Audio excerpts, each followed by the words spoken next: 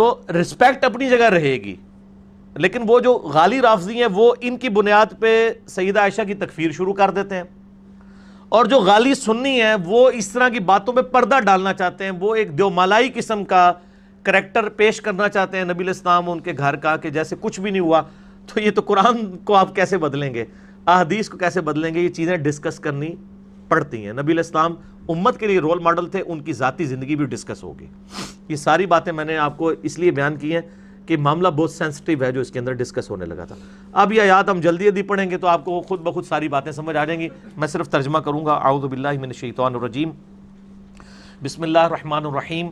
یا ایھا النبی لما تحرم ما احل اللہ لک، اے نبی آپ کیوں حرام کر لیتے ہیں اس حلال چیز کو جو اللہ نے آپ کے لیے حلال کی ہے، یعنی شہد۔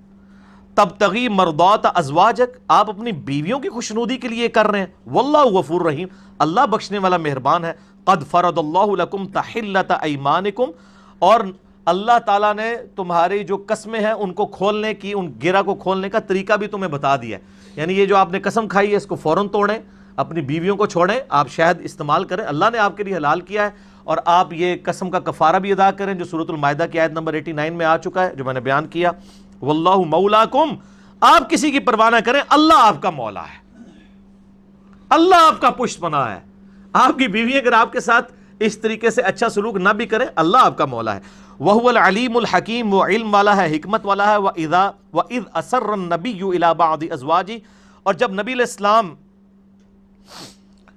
نے رازداری کی بات کی اپنی ایک بیوی کے ساتھ، حدیثہ ایک بات کی، یعنی سیدہ حفصہ کے ساتھ، جو بخاری مسلم میں ہے۔ فَلَمَّا نَبَّأَتْ بِهِ، پھر جب انہوں نے اپنی دوسری بیوی کو، اس بیوی نے دوسری بیوی یعنی سیدہ عائشہ کو وہ بتا دیا کہ مجھے تو نبی نے بتایا کہ انہوں نے ہمارا وہ جو پلاننگ کامیاب ہوگی، آپ حضور شاید نہیں پئیں گے اور اس وجہ سے زینب کے پاس زیادہ دیر نہیں رکیں گے، تو نبی علیہ السلام نے ان کو بتایا کہ یہ تم لوگوں نے یہ کام کیا ہے اور میرا راز تم نے یعنی لیک کر دیا۔ جب وہ لیک کیا، وَأَظْهَرَهُ اللَّهُ عَلَيْهِ عَرَّفَ بَعْضَهُ وَأَعْرَضَ عَنْ بَعْضٍ، جب انہوں نے دوسری بیوی کو بتا دیا، یعنی حفصہ نے سیدہ عائشہ کو بتا دیا، تو اللہ نے آپ علیہ السلام کو آگاہ کر دیا، تو آپ نے اپنی اس بیوی کو کچھ چیز تو ہائی لائٹ کر دی اور کچھ سے چشم پوشی کی، یعنی سیدہ حفصہ کو مکمل بات نہیں بتائی ہے، بلکہ کہا کہ تم نے اس طرح راز لیک کیا ہے۔ یہ ایک اچھے ٹیچر کی نشانی ہوتی ہے کہ اگر کوئی اس طرح کی غلطی ہو جائے تو پوری غلطی کی لسٹ بنا کے نہیں اس کو بتائی جاتی، ہلکا سا اشارہ کروایا جاتا ہے۔ یہ ایک طریقہ بھی بتایا جا رہا ہے کہ نبی علیہ السلام کو تو اللہ نے بتا دیا تھا، لیکن نبی علیہ السلام نے آگے سے بس مختصر ذکر کیا حضرت حفصہ کے ساتھ، پوری ڈیٹیل نہیں، اور کچھ چیزیں چھوڑ دی خود ہی۔ فلما نبأہا، جب آپ علیہ السلام نے سیدہ حفصہ سے بات کی کہ تم نے یہ راز میرا لیک کیا ہے، قالت من انباک ھذا، تو اس نے کہا کہ آپ کو کس نے بتا دیا، یعنی حضرت عائشہ نے تو نہیں کہ راز لیک کر دیا۔ قال نبأنی العلیم الخبیر، تو انہوں نے کہا مجھے اس نے بتایا ہے جو علم والا ہے، خبر رکھنے والا ہے، یعنی اللہ۔ علم غیب کلیئر ہو گیا۔ باقی ڈیٹیل کے لیے مسئلہ 6A اور B میرا دیکھ لیں۔ علم الغیب کے اوپر جو کچھ ڈھکوسلے پہ مبنی عقیدہ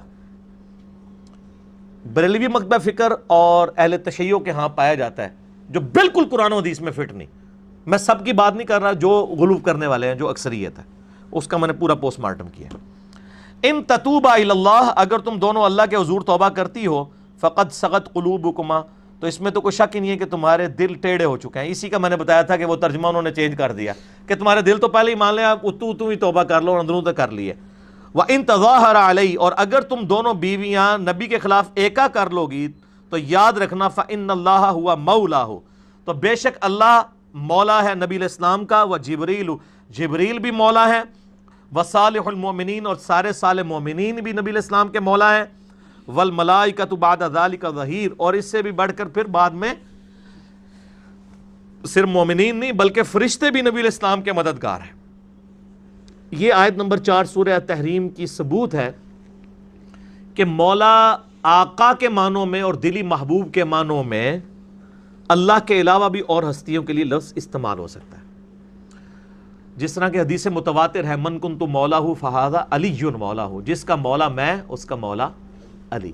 اور وہاں پہ نبی علیہ السلام نے آیت بھی تلاوت کی تھی، سورہ الاحزاب کی آیت نمبر 6، النبی اولا بالمؤمنین من انفسہم وازواجہ امہاتہم، نبی مومنین کی جانوں سے بڑھ کر ان پر حق رکھتے ہیں اور نبی کی بیویاں امت کی مائیں ہیں.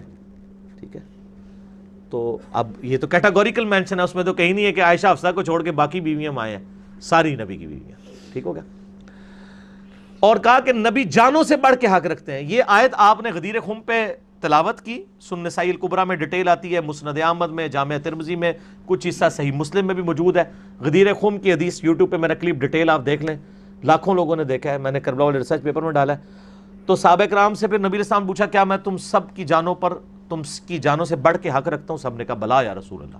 پھر مولا علی کا ہاتھ پکڑ کے نبی علیہ السلام نے یوں صحابہ میں بلند کیا اور کہا من کنت مولاه فہذا علی مولاه.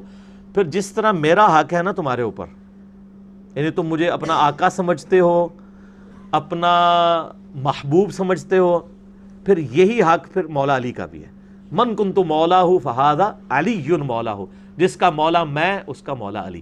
یہاں مولا سے مراد مشکل کشا نہیں تھا, مددگار نہیں تھا, بلکہ تمہاری جان پر حق رکھنے والا, آقا, محبوب, لیڈر. ٹھیک ہو گیا. باقی آپ وہ کلپ دیکھ لیں, وہاں پہ میں نے آیت کو کوٹ کی تھی.